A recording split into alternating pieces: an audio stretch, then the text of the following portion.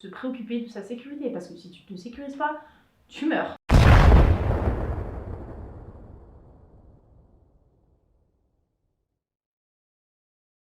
Salut, bienvenue sur ma chaîne. On dirait qu'on est chez C'est pas sorcier parce que j'ai ces lunettes et parce que j'ai ce masque et parce que j'ai ces gants.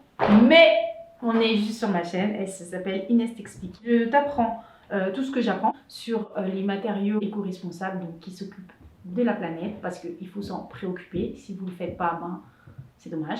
Moi aussi, souvent je ne le fais pas, mais c'est dommage. En ce moment, je fais fondre du plastique, parce qu'il y en a partout autour de chez nous, que c'est gratuit et qu'en plus, c'est très peu recyclé, donc c'est intéressant. Ce qui est important, c'est de comprendre déjà comment fonctionne le plastique, parce que si tu comprends pas, tu te protèges mal. Si tu te protèges mal, ta vie est en danger. Si ta vie est en danger, tu peux mourir. Si tu meurs, on va venir dire c'est moi la responsable. Moi, je ne suis responsable de rien. Vous êtes responsable de votre vie. Parce qu'une fois que j'aurai fait cette vidéo, vous n'aurez plus aucune excuse. Si vous vous blessez, si vous arrive des trucs bizarres là, moi je ne serai pas dedans. Le plastique, en gros, quand tu le regardes en tout petit, tu vas constater que c'est un collier. C'est un collier. Donc une molécule, et les perles, c'est des monomères. Donc ça fait qui s'enrochent comme ça les unes aux autres. Donc c'est toujours la même perle, plusieurs monomères d'affilée, et ça crée un polymère. Voilà ce que c'est un polymère. Et les plastiques sont tous des polymères. Donc nos petits colliers là qui constituent le plastique, parfois ils sont fixés. Et quand ils sont fixés, ça crée la catégorie de plastique qu'on appelle les thermodurcissables. Les thermodurcissables, c'est donc des plastiques qui sont figés. Une fois qu'on les a durcis, on ne peut plus les faire bouger, c'est terminé. Donc tu ne peux pas les recycler, donc c'est super triste. Les éoliennes, les cuvettes de toilette, les manches de casserole par exemple. Donc voilà. Tout ça là, c'est que des mauvaises nouvelles. La bonne nouvelle, c'est que sur la production mondiale de plastique, il n'y a que 20% de thermodurcissables.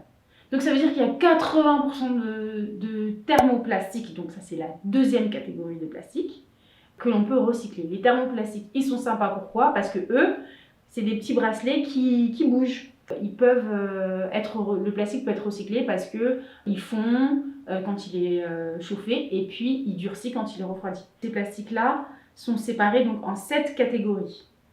Chaque plastique a sa petite spécificité. Ils sont numérotés jusqu'à 7. Donc, je vous les lis. 1. PET. 2. PEHD. 3. PVC. 4. PEBD. 5. PP. 6. PS. 7. Mix. Tout ça là, c'est compliqué. On y reviendra plus tard si ça vous intéresse. Si vraiment vous voulez en savoir plus, et ben, vous me demandez dans les commentaires. Moi, je me ferai une joie de répondre à vos questions ou de préparer des vidéos spécifiques. Ce qu'il faut savoir là-dessus, c'est que quand vous êtes confronté à vos plastiques, il faut être capable de les repérer. Pour les repérer, vous avez des petits chiffres 1, 2, 3, 4, 5 qui sont souvent entourés d'un petit triangle avec des flèches. Vous tombez sur le numéro 3, fuyez. C'est un plastique, tu le chauffes, tu meurs en même temps. Le numéro 7, c'est un numéro qui n'est pas un numéro, c'est les autres plastiques. Les plastiques, on ne sait pas ce que c'est, on ne sait pas déterminer les compositions et tout, donc plus c'est dangereux. Ça pourrait ne pas l'être, bien ça pourrait l'être. Donc quand tu ne sais pas, tu laisses tomber. Tous les autres là, on peut commencer à chercher à manipuler, d'accord? Pour assurer votre sécurité, je vais vous donner 3 règles. Mais par contre, les 3 règles en question là, vous me respectez ça à la lettre. C'est pas du jeu. Tu ne mélangeras pas ton plastique. Chaque plastique a sa température de fusion spécifique. Donc si tu les mélanges entre eux, il va se passer déjà que ton objet va être moche. Ils ne font pas à la même température, donc ton matériau ne va pas être homogène, uniforme si tu veux. Et la dernière raison, c'est que ça peut brûler en fait.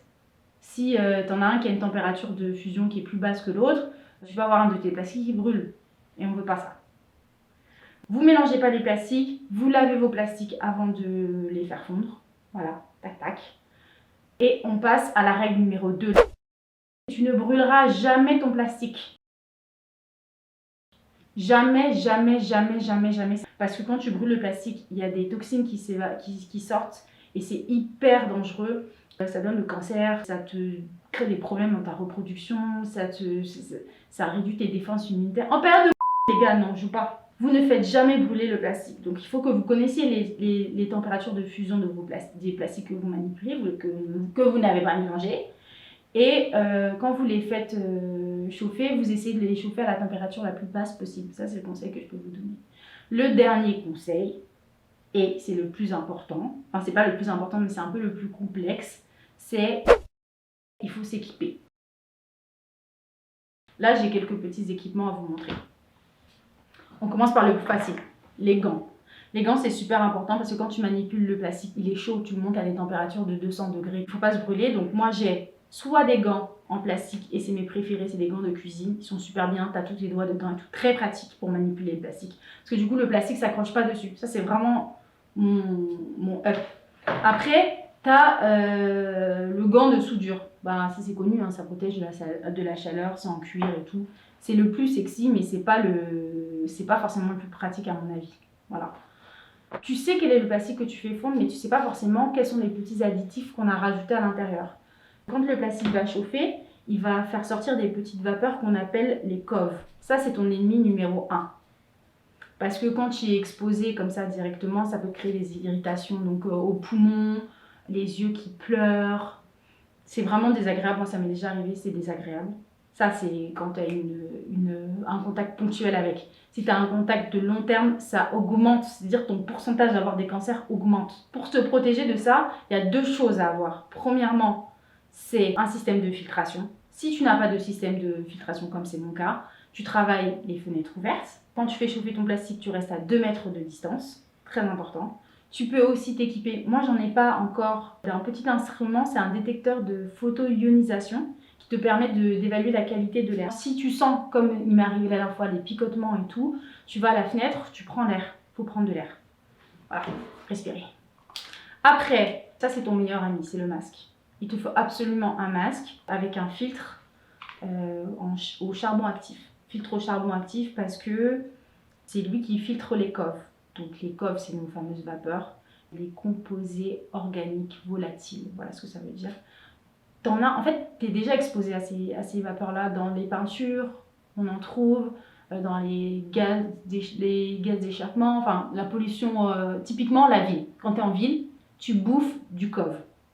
Voilà, mais normalement, il y a des normes. Donc tu penses bien que quand tu fais fondre ton plastique, tes normes, c'est comme ça. Donc pour te protéger, tu as ce masque-là, c'est super important de bien le porter, de bien le serrer. Il ne faut pas que l'air rentre, il faut qu'il soit filtré. Donc voilà. Moi, j'utilise aussi les lunettes parce que comme je vous disais, ça peut faire des picotements sur les yeux. Donc ça permet aussi que ça ne rentre pas dans la muqueuse des yeux. Donc moi, j'ai aussi les lunettes. Et voilà, je crois que je vous ai expliqué, je vous ai tout dit. Il me semble que je vous ai tout dit au niveau de la sécu. Voilà, prenez soin de vous. Moi, ça m'a fait super plaisir de faire cette première vidéo avec vous. J'espère que je vous retrouve dans la prochaine vidéo dans laquelle je vais vous parler du plastique numéro 4.